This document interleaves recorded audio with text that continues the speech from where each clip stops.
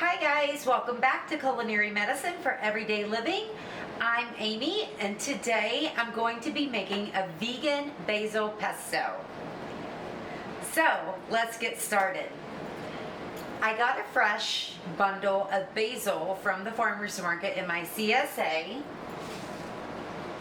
And so I thought it would be a perfect opportunity to make the vegan pesto sauce that I use in the video for the pesto pizza. The only difference today is I'm actually going to be making this with walnuts. Last time I used Brazil nuts, which are high in selenium, a very powerful antioxidant in our body. Went to the store today, they did not have Brazil nuts, so I thought I would try out the walnuts. The reason I picked walnuts is because walnuts have a healthy profile of omega-6 to omega-3 fatty acids.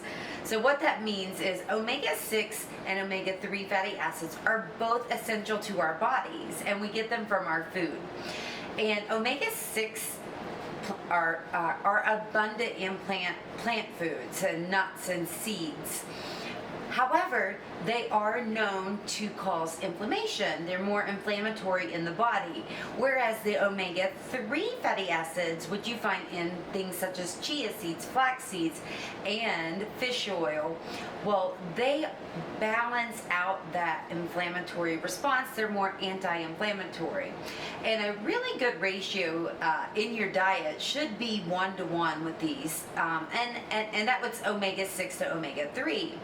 You can go up to 4-to-1, and that's omega-6 to omega-3s. However, the average American diet is anywhere from 17-to-1, which is, as you can realize, very inflammatory. And the reason that is it's not uncommon that we eat out, and the places that we're eating out and the oils that we buy to cook at home often are very high in omega-3 fatty acids. That's why you hear so much about getting those omega-3s. And it's not so much that they're better, it just causes a balance in your body. We just don't get enough on average in the American diet. So I picked walnuts because they have a more balanced fatty acid profile.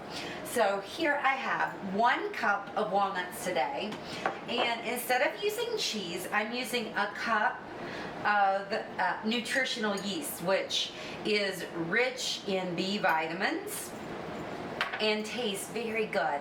And the reason I'm making this, I'm not vegan, although I used to be plant-based.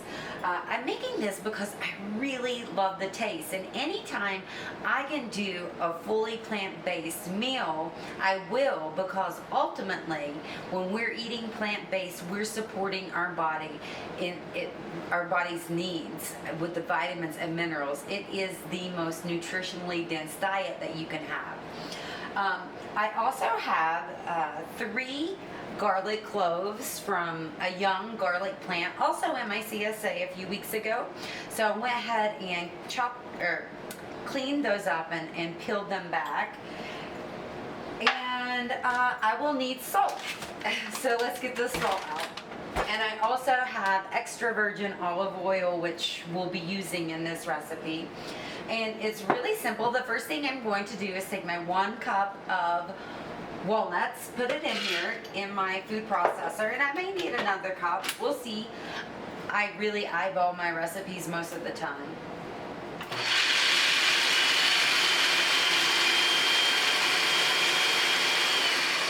Okay, so that's pretty pulverized already. The next thing I'm going to do is I'm going to add the nutritional yeast to the mix and give it a quick spin again. That should be good. Garlic cloves go in now. I'm using 3. It's probably going to be pretty strong. I love garlic, and it's especially good for you.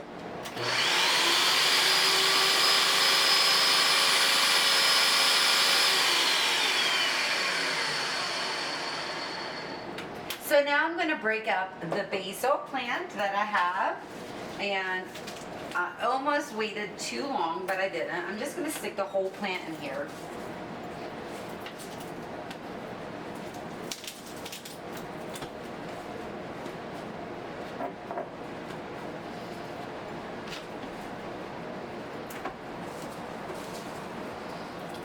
ahead and add some olive oil as well.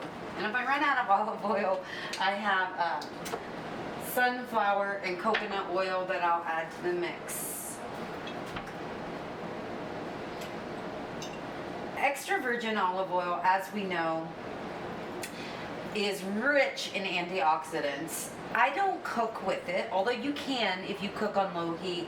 I generally use it for recipes like this, and of course I will be making another pizza recipe out of eggplant pizza, and posting a video next, and I'll be making a basil tomato eggplant pizzas. I'm excited about that. But I never bake more than 350 degrees when I'm using the extra virgin olive oil. It's heat sensitive, and once you destroy the oil with heat, then the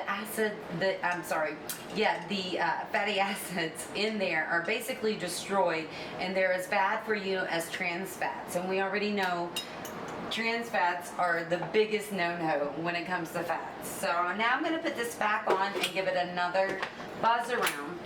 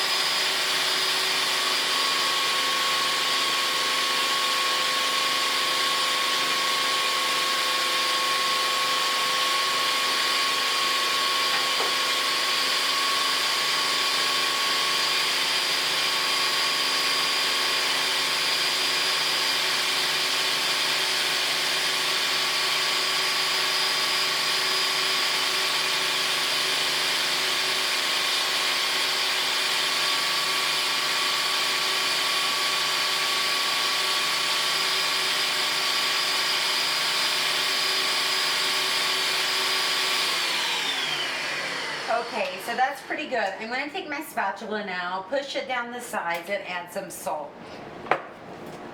Salt you want to use to taste. I'm using my Himalayan pink salt, which is rich in minerals. This is probably could have used more basil. I used what I had, but no matter, it's still going to be delicious, and I'll be using this as a base on pizzas, so it's still going to be good.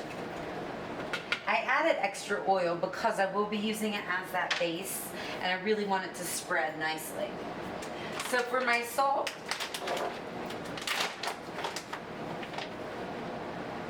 I'm just taking a decent sized pinch and adding it in there. Again, you want to, I'll mix this up, give it a little taste, see how it tastes, and you want to do that, add it stepwise based on flavor.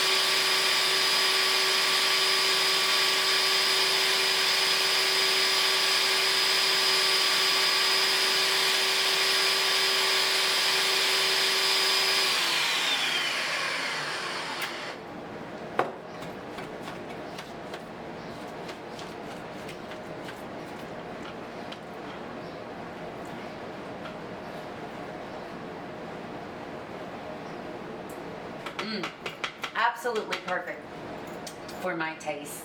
So guys, that's it. It's that easy to make this vegan pesto. Again, play around with the recipe, play around with the nuts that you use, and have fun with this.